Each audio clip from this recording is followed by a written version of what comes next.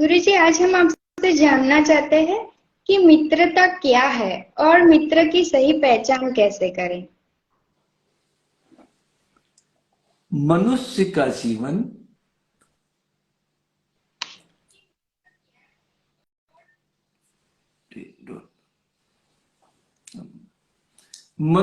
जीवन चार संबंधों से जुड़ा हुआ है।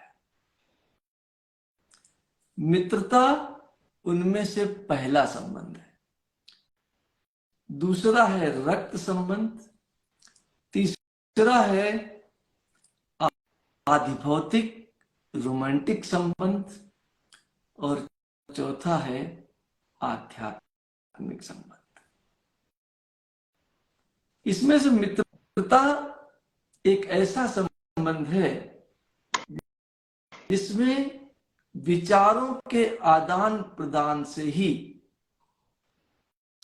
ये संबंध टिकाऊ है, रहता है। क्योंकि रक्त आप बदल नहीं सकते, माता है उसे आप नहीं बदल सकते, पिता है उसे आप नहीं बदल सकते, भाई बहन नहीं बदल सकते।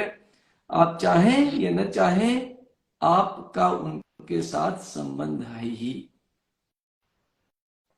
लेकिन मित्रता एक ऐसा संबंध है जो कंपल्सन से नहीं है। किससे है? चॉइस से है, आपकी खुशी से है। और इसीलिए मित्र जीवन में बहुत ही महत्वपूर्ण होता है, क्योंकि मित्रता उसी से होती है जिसके साथ विचार मिलते हैं। यदि विचार नहीं मिलेंगे तो मित्रता हो भी गई अगर, तो सुबह भी लड़ाई होगी, शाम को भी लड़ाई होगी और टूट जाएगी। रहेगी तभी, निभेगी तभी जब दो व्यक्तियों के विचार एक दूसरे से मिल सके और उनका आदान प्रदान संभव हो सके। और जब विचार मिलते हैं तो बड़ी अद्भुत बात है कि विचार के मिलने के साथ ही ऊर्जा मिल जाती है, और ऊर्जा के आदान प्रदान से रिश्तों में ताकत आ जाती है, खुशियों की बौछार होने लगती है। और इसीलिए मित्र को कई जगह पर ईश्वर की संज्ञा दी गई है। मित्र वो है जो आपकी हर चुनौती में आपका मददगार है। मित्र वो है जो एक तरीके से आपका रक्षा कवच है।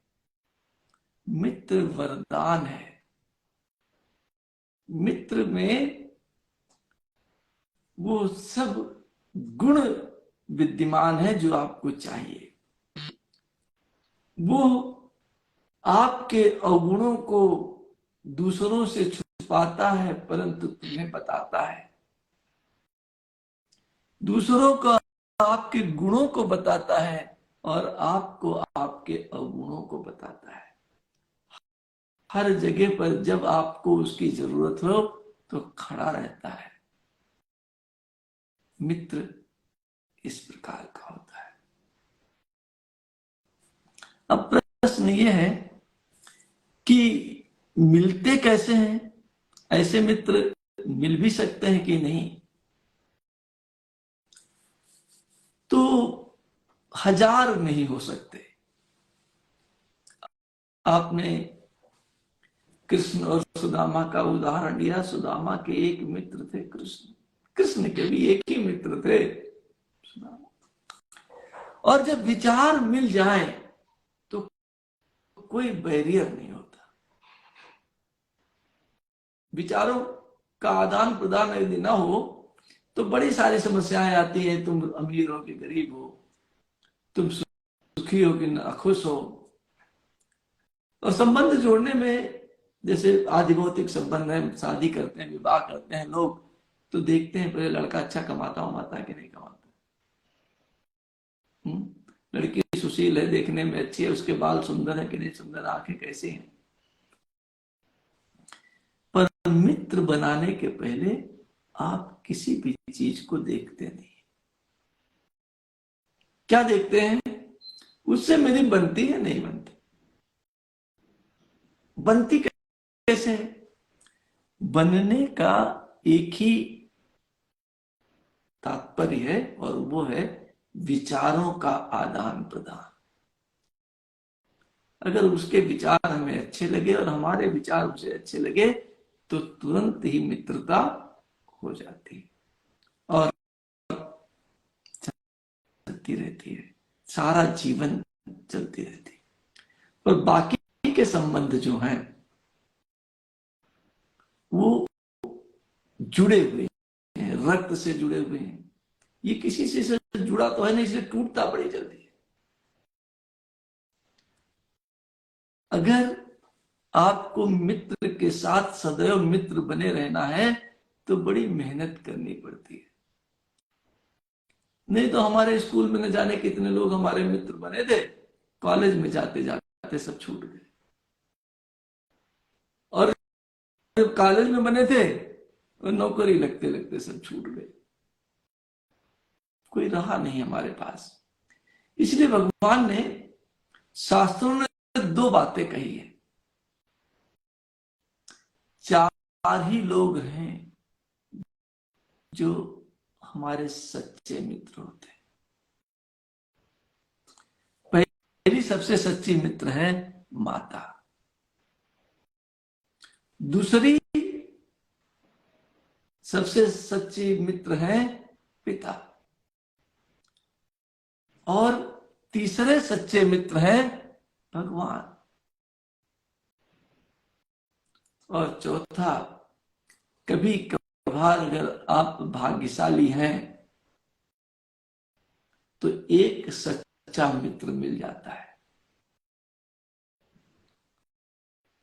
और हमारे दादाजी बचपन में बहुत बढ़िया बात कहते थे। क्या कहते थे? एक मित्र यदि आपको जीवन में मिल जाए तो अपने आप को भाग्यशाली समझना। बड़ी मुश्किल से मिलता है, छोड़ना मत। और दो मिल जाए तो तुमसे भाग्यशाली कोई है ही नहीं। तीन मित्र तो आज तक कभी किसी को मिले ही नहीं। तो जो हम ये समझते हैं, जो एक्वेंटेंसेस हैं, हम बस में बैठते हैं, कोई आदमी हमें मिल जाता है और कैसा मिलता है कि भाई आप कहाँ जा रहे हैं? अहमदाबाद जा रही हूं। कहाँ रहते हैं? इतने सवाल तो शादी के पहले हमारे ससुर ने भी नहीं पूछे होंगे जितने पूछते हैं। और पूछने के बाद कार्ड भी लेते हैं, एक दूसरे को हम प्रॉमिस भी देते हैं कि हम लोग टच में रहेंगे। पर बस से उतरे, ट्रेन से उतरे, जहाज से उतरे तो हो सकता है कि 1 घंटे तक उनकी याद आपको रहे। ठीक है? और ज्यादातर तो 1 आध दिन में उनका कार्ड भी कहां चला जाता है, उनकी बात भी कहां चली जाती है। तो इनको आप मित्र न कहें। ये क्या है? मिले और बिछड़ गए। और जो जब तक विचारों का आदान प्रदान एकदम पक्का ना हो जाए तब तक मित्रता की अवधि सिर्फ 6 महीने से ज्यादा हो सकती है। अगर आप मिले नहीं, बात नहीं किया, फोन नहीं किया, विचारों का आदान प्रदान नहीं हुआ तो 6 महीने के अंदर सब समाप्त, मित्रता समाप्त हो जाती है। इसलिए यदि आपके पास मित्र हैं तो मित्रता को बनाए रखने के लिए आपको लगातार कार्य करना पड़ेगा, मेहनत करनी पड़ेगी, बात करनी पड़ेगी, विचारों का आदान प्रदान करना पड़ेगा। ओके। कई बार ऐसा भी होता है, कई बार, कम होता है लेकिन होता है, कि विचार इतने मिल जाते हैं कि जब हमारी बातचीत नहीं होती तो भी उनके विचार हमारे अंदर डूबते रहते हैं, उतराते रहते हैं। जैसे कृष्ण और सुदामा का आपने उदाहरण दिया, वो मिले तो नहीं बाद में, पर विचारों में मिलते रहे। कृष्ण सुदामा के बारे में सोचते रहे और सुदामा कृष्ण के बारे में अपनी पत्नी से बात करते थे, बताते रहते थे। तो यदि आपके विचारों में भी आपका मित्र रह गया तो मित्रता जो है वो बनी रहेगी। पर सच्चा मित्र तो ईश्वर ही है। यदि आपने ईश्वर से मित्रता कर ली और हर क्षण हर घड़ी आपके विचारों में ईश्वर बने रहे, जैसे मित्र बना रहता है, तो हर मुसीबत में कृष्ण अर्जुन के पास आकर के खड़े हो जाते हैं। चाहे वो युद्ध का मैदान हो, चाहे मन की अस्थिरता हो, चाहे किसी प्रकार का भय हो, चाहे किसी प्रकार का क्रोध हो, वो हमें भय, घृणा, लज्जा और क्रोध से मुक्त कर देते हैं। मित्र में भी यही गुण होने चाहिए। अगर भय लग रहा है तो वो मित्र है जो हमारे भय को दूर कर दे। किसी से घृणा हो रही है मुझे, मित्र वो है जो मेरी घृणा को दूर कर दे। मैं अंदर अंदर गिल्ट में परेशान हूं, आत्मग्लानि हो रही है, मित्र वो है जो मेरी आत्मग्लानि को समाप्त कर दे। और जैसे ही मेरे अंदर क्रोध आए, मित्र वो है जो मुझे हंसा दे और क्रोध मेरा रफू चक्कर हो जाए। इन गुणों को यदि किसी व्यक्ति के पास, जो आपका मित्र है, ये गुण है कि भय में वो आपको निर्भय बना देता है, घृणा से दूर कर देता है, आत्मग्लानि को समाप्त करने का प्रयास करता है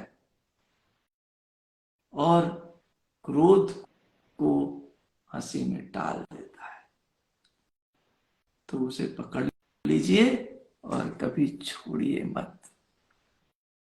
जिंदगी भर अपने विचारों का आदान प्रदान करते रहिए। धन्यवाद। आभार। धन्यवाद गुरुजी।